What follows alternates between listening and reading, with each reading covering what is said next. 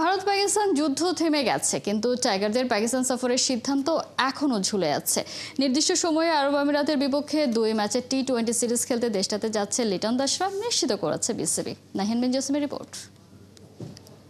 পরিস্থিতিতে কোনো প্রকার ঝুঁকি নেওয়া ঠিক হবে না। পাকিস্তান এম্বাসি থেকেও আমাদেরকে নিরাপত্তা ঝুঁকির বিষয়টি জানিয়েছে। ক্রীড়া উপদেষ্টা যখন এমন উৎকণ্ঠার কথা বলছিলেন, তখনও ভারত পাকিস্তান যুদ্ধবিরতির খবর আসেনি। ঠিক ওই সময় সুইমিং কমপ্লেক্সের পাশে হোম অফ ক্রিকেটে লিটন শান্তরা নিজেদের নিয়ে গভীর মনোযোগী।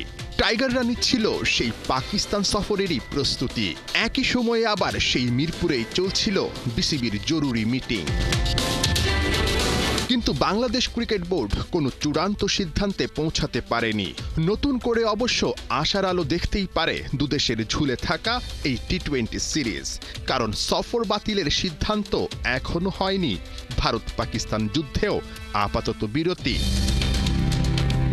বাংলাদেশ পাকিস্তান টি-20 সিরিজ ধোঁয়াশায় থাকলেও শঙ্কা কেটে গেছে বাংলাদেশের আমিরাত সফর নিয়ে। বিসিবি জানিয়েছে যথাসময়ে টাইগাররা উড়াল দিবে মরুর দেশে।